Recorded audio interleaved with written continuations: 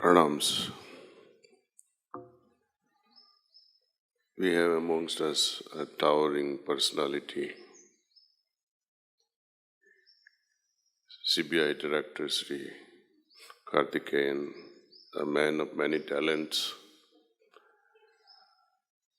but one great personality that dwells within him. He's a wonderful person. We also have members of KPMG family.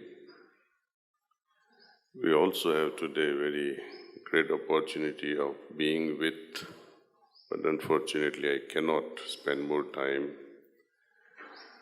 The health caregivers from Medicover, some of the key staff members who are here, our yoga students who are graduating today, and so many of us, my heartfelt pranams. While I'm recuperating from, I don't know what to call it, but it's a miserable feeling that I have, and I use this mask these days to filter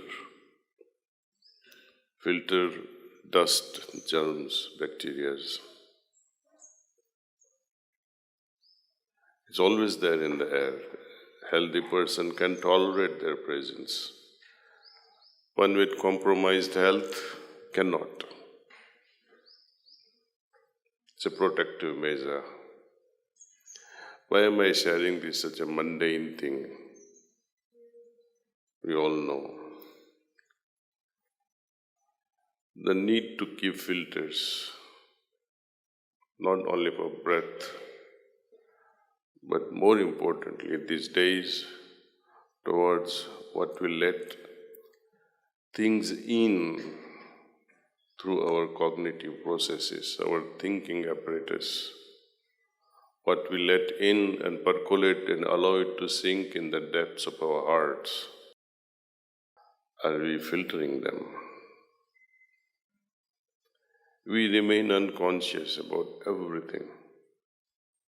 Even when I say a word to my beloved, I love you, what do you really mean by the word, I love you? Does it simply mean I want to take you to bed? Words are spoken without really understanding the implications of those words that triggers the feelings in the heart of a human being. We have lost the values of feelings, and we use words rampantly without understanding the implications. I hate you. Children these days tell their parents, I hate you so much. Do they really understand what they are saying? So unless and until we apply these filters to our minds and hearts, thinking apparatus, the cognitive mind, and the perceptive heart's generally responds. But these days, the functions have changed. Hearts begins to react. There's a big difference between responses and reactions. Even these things, reactions and responses, which are outgoing, feelings that we perceive, thoughts that we receive and process, they remain without filters. What we eject out in the form of words, our reactions and responses, our body language, they are without filtration. There is no conscious effort unless you are in front of your boss. And there too sometimes you lose your head and snap out at your boss, and next thing you see is you're laid off. These are all consequences of unthinking mind and heart without filters. Meditation, the heartfulness way of practice is, if not for God, at least it is for human evolution. how we can manage our day-to-day affairs simply by meditating few minutes and fine-tuning our hearts and minds is very, very effective if done sincerely with an authentic feeling. Sincerity is required. When I say God, what sort of a feeling the word God evokes in your heart? What does it make you think in your mind? Do this exercise when you go back home, when you're about to go to sleep. Use this word God and how you feel in your heart when you recite the word God or O Allah, Parvardigar, Lord Christ, or oh, my beloved Krishna. Does it trigger any feeling in your heart when you recite this word? Or even simply remember these words?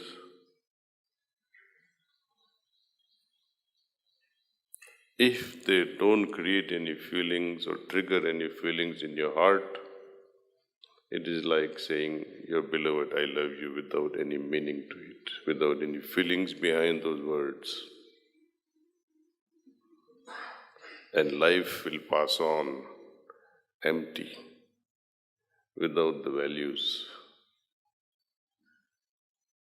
Even once in a lifetime, if you touch your heart, it's enough. Then it becomes the habit. What we require is one touch with the heart, one real good touch. And that is possible only through meditation. There is no other means, there are no other shortcuts, but that has to be correctly be followed, see. You may have the right process, wrong attitude will fail the whole exercise.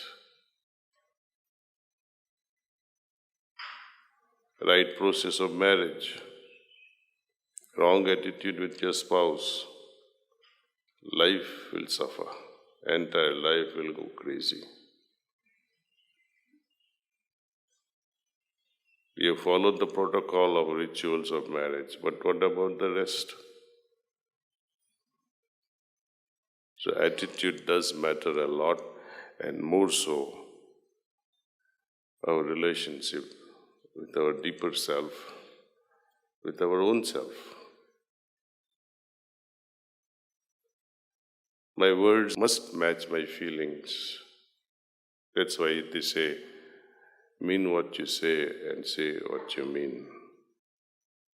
It has great repercussions, if not towards others, more towards oneself.